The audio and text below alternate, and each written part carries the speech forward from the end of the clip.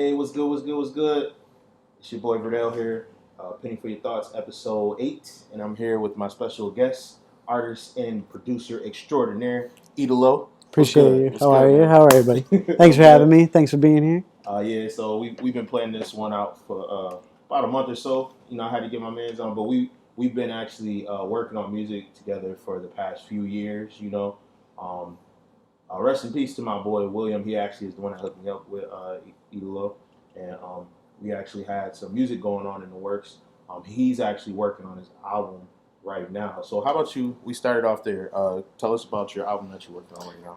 Well, I figured I had all these tracks for an EP, and I just kind of sat back and I was like, EP or album, and I think like, that's the main question. So I was like, all right, obviously called you in to do some awesome backing vocals, so much appreciated, and worked together with a couple of other great backing vocalists and singers. And honestly, I think I'm just gonna keep it to like a 8 to 9 album, kind of small album, and probably put it out within the next coming year. I got some big announcements coming out pretty soon, so I'm excited to announce those kind of first before the album.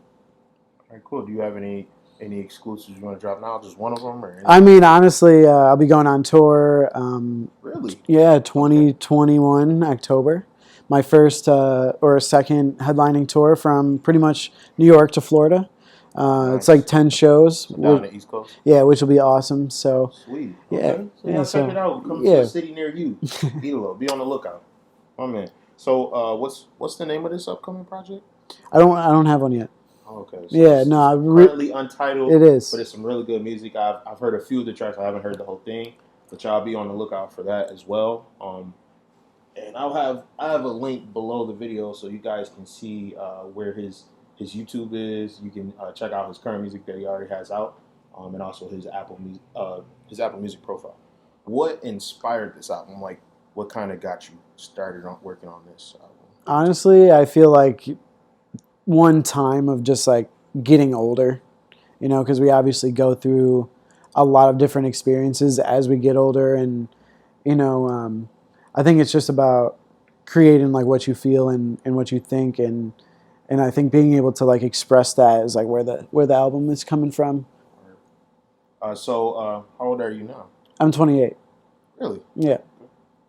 He's like wine. Hey, appreciate it. Thank you. All right, so this is another question, kind of along the same vein. But how did you get started in music? Because you're very talented. I haven't said this yet.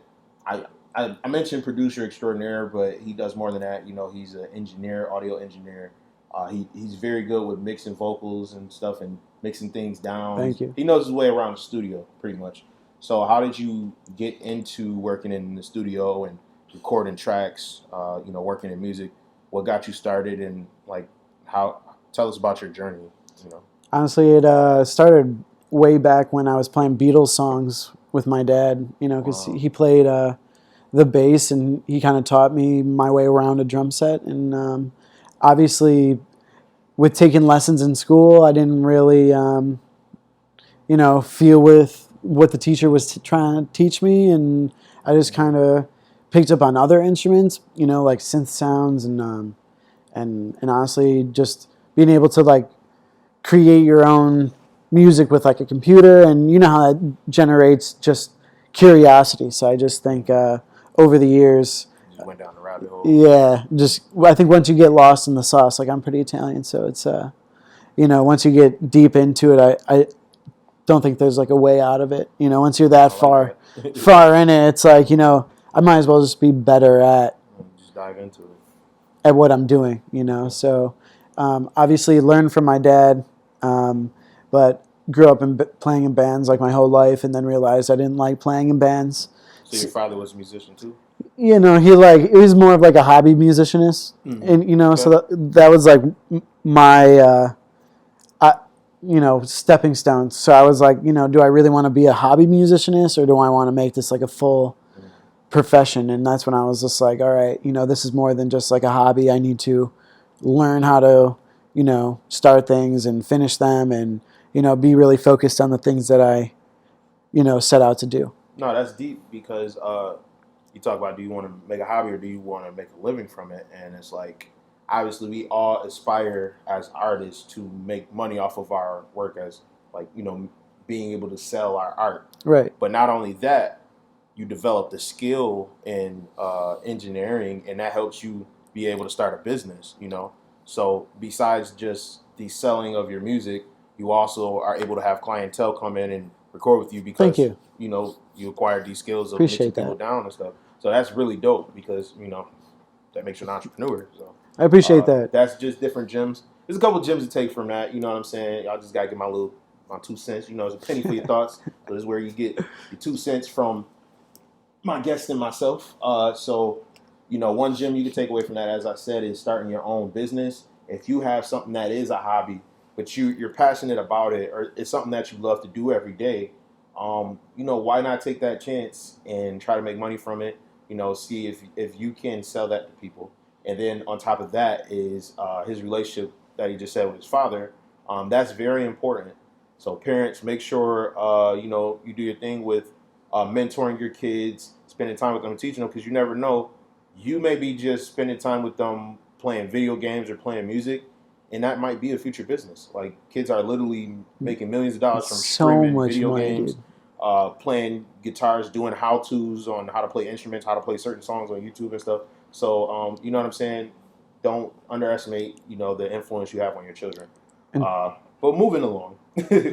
All right, so my next question for you is kind of similar to the last question, but it's like hypothetical. So, let's say I am a beginner, right?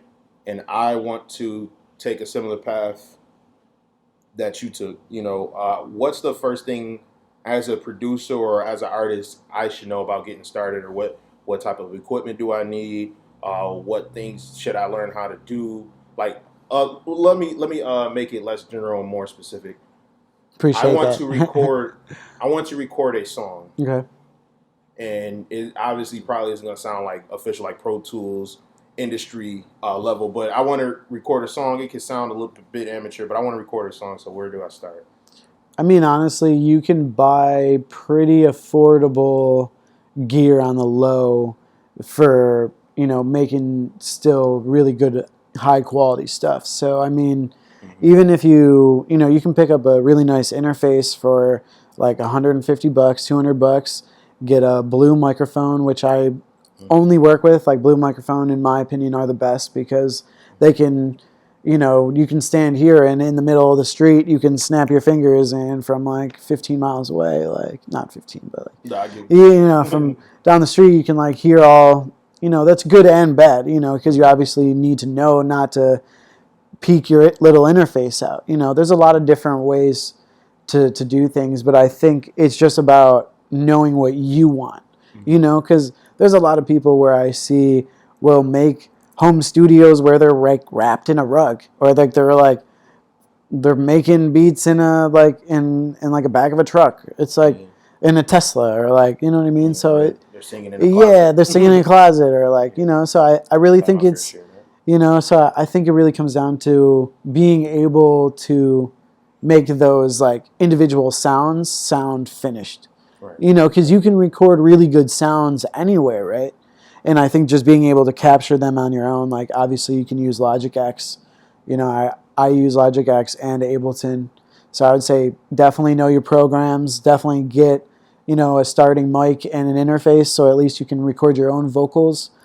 So you probably get that off of like Amazon, Guitar Center. As far as like your interface and stuff, yeah I would recommend Sweetwater. Yeah, Sweetwater. I wouldn't go Amazon for music gear unless, because Amazon's more geared to like manufacture to like the whole. And it's like, if you're gonna buy music gear, you might as well buy from something that's more direct. Because I've had some bad experiences, even with Guitar Center, and it's just you got to make sure that you know what you're doing. I think too. So I guess there's a trial and error process. I've definitely had my fair share of both. I understand that. It's been a trial and error process with this podcast. So you got to just keep trying stuff out and see what works, and then you get you develop your repertoire and your different equipment that you use, your different the routine that you have of how you record your stuff and get it down. Next thing I want to ask is, what's like a normal day in the life? So what's like your schedule as far as like with your music stuff? So like you wake up, brush your teeth, and then just come to the studio. Yeah, I mean, honestly, it's one or the other, right? It's either like go to the studio, then brush your teeth. You know what I mean? You like that sometimes. No, but honestly, that's pretty disgusting. I always brush my teeth first. Yeah, you But gotta singing in the mic. Next person you don't like. right, COVID sanitary. No, you gotta always make sure that you're on your game. You can't be slacking when it comes to things like that. But yeah, honestly, yeah. So I'm saying like your daily regimen as far as like let's say it's a really busy day. So let's say um are you doing like an album release party or show or anything like that? Well, I'm just kind of getting ready for a tour right now, so just being able to get ready for that. I mean, I literally the tour is October 1st, So let's so talk about that. So what are you doing in preparation for it and stuff? Like so what's like the rehearsals like, things like that? Just walk us through it a little bit. pretty much I am creating like a group of songs from start to finish, and I'm just going to be pretty much taking out like different things as far as like strings and piano parts and drum parts, and I'm just gonna be playing those live. Obviously, if it was like a hometown show, a lot of people who come and have seen me in the past, I'll usually have like one other saxophone player or like one other guitarist. This tour in specific, I'm gonna do by myself, and I think it'll be really cool because I kind of like pushing my limits, right? So just being able to announce a tour and do it. I'm not playing in Buffalo this time around, so it's like everywhere else. But so I think preparation is. Sometimes that's good. Yes, I think the preparation is really just mental focus and cutting back from things that don't, help me anymore, and just, taking a moment to like connect with people who I want to connect with and who I share a connection with, and even on small parts like that helps you get ready for a tour, and like small stuff like that helps you create better music. So things along those lines. Okay. So it's more of like a mental thing. It's yeah, because on the lines of like the music end, I obviously own the Hurdle Sound Lab, so it's cool being able to work on music all day, and obviously my schedule fluctuates with client sessions, and to answer your other questions, being able to wake up every day and go to the studio or work with a client or someone who needs an album done or a single, I think that helps one hand wash the other. Okay, gotcha. I'm done. Do you got any like crazy high school or college memories? And it doesn't have to be necessarily music driven, but any like memories from shows or gigs or anything that sticks out, like that you want to share with the audience? Any wonky stories, anything like that? Oh man, when you have like just so many you can't pick from, you're just like they all flash in your head at one time. And What's the first one that flashed? I want to say it could be a good story. It could be like this gig went terribly wrong. Honestly, I don't think it's ever been like a main gig like per se. I would say one of the craziest experience I've ever had was probably meeting like Ken Scott, who like produced the Beatles and David Bowie and the whole 9 yards. So he was like in Abbey Road Studios with them when they made. He was like right next to George Martin, and just being able to like be like, "Hey, what's up, man?" Like the dude was like white haired, and he was like, "Oh," I'm like, "Where are you from?" And I'm like, "I'm from Buffalo," and he's like, "My wife's from Buffalo," and I was like, "Oh, that's crazy." That was probably like the craziest experience for me because I'm like out in the middle of Malibu, California. I'm super young. I'm like doing a video shoot, and like he's like having, he's, being interviewed by Richard Gibbs, who is like this director and composer. He did the music for like Doctor Dolittle, and just being able to be in like that environment and just like, oh, like small world type situations was more like, oh, whoa, like you can accomplish a lot, and kind of learn like where it all connects. So like, I'm in LA. I'm like so little on, meeting this dude. I'm like, hey, this dude's old enough to be my grandpa, So I'm like, you know, one of the most influential, most important people that I've ever met in my life. So that was like a wow moment for me because obviously I never met the Beatles, and growing up with my dad was a huge Beatles head. So I guess, that's where it connects because, we grew up playing Beatles songs.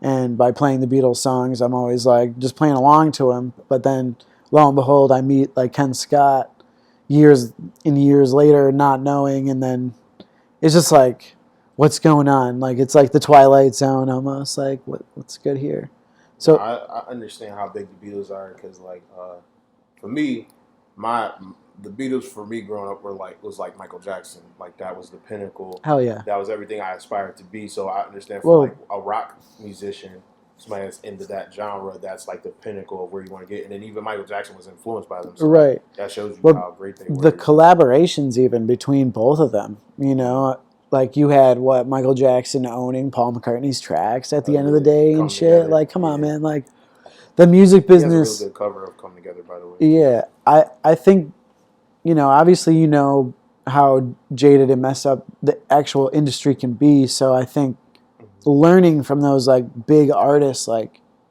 you know, is a huge advantage because I feel like, nowadays people who are like, oh, I want a deal, they don't necessarily know what the deal entails, and then like for the rest of their life, they're like wrapped up into something that they don't want to do, or like they're not about it, or like whatever. So I feel like, And you end up giving away your masters, which is the most important thing to own. so I kind of, I'm not ever saying I'm gonna be as big as the Beatles because that's not my goal. You're saying you aspired. They inspired They you because you grew up being influenced. I even went through a time when I did not like the Beatles. Like I didn't get along with like my family at the time, and I love my family now, and like we're great. But obviously, as trials and tribulations, you grow older. I was like, oh, I hate the Beatles. The Beatles, like, nah, like, no. But you use those things as a kind of push pull to get you to where you are and where you're going. I feel. Excuse me, I know I'm making crazy faces. I'm trying to hold in the sneeze and stuff. But that's a good story as far as flashbacks. Something else that, as you were talking, it brought back to my mind another memory that you actually told me about was you while in California, you were working with Ray Charles' grandson. Yep. Can you tell us a little bit about that? The first kind of introduction to LA was with him. I didn't know anybody. Obviously I had my aunt, my uncle there, but like he was like one of my first friends, and it was kind of fun in the sense where I was hanging out in the jacuzzi in my uncle's backyard, and he kind of comes up to me. He's like, "Oh, like, kid, do you play piano?" And I was like, "Yeah, I play piano." He's like, "Do you want to show me some stuff?" And I was like, "Yeah, sure." Like I don't know what the hell I played. Like I just was banging on the keys, and he was like, "Oh, you know, you got some talent, kid. Like, we should work on, something together." And I remember being like, "Why?" Like, well, I don't know. And then he was just like, "Oh, like, let's do like a tribute to like my, grandpa and whatever." So it was cool in the sense where, being able to meet him and work together with him. He actually went through a lot of hardship, and to connect with him on that was, how I, made a lot of music with him, and it was cool because, every time I'm out there, I'll hit him up, and definitely, close with the family and stuff. So. And what experiences stick out to you? And it's not like meeting people, but like what like experiences like I had this gig where I was in front of like 1,000 people. You get what I'm saying? Yeah. Like that? Honestly, I would say one of the shows like that are probably like I played a show at Buffalo Ironworks. Oh, really? Let's see. Still got the flyer. Okay. Yeah, it's up here, March 10th. Like it was a little bit ago. And that's a great picture.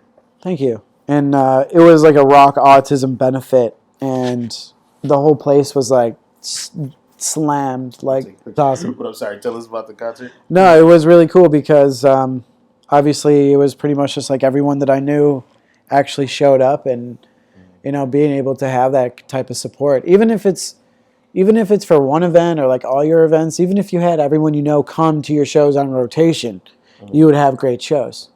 So I'm not saying that you need to like sell out every show, because you don't. It's just mainly about having that event be a success and a memorable moment, because I think if you don't make memorable moments with your shows, people don't want to come out to the next time. They'll just be like, oh, he's playing this Friday or Saturday. Like you gotta, I think there's a lot of new upcoming artists in the area that are, working hard to not only make a name for themselves, but are, taking the risks and the chances. The music scene from like when I was a kid and when I moved to Los Angeles to like where it is today is a whole lot different.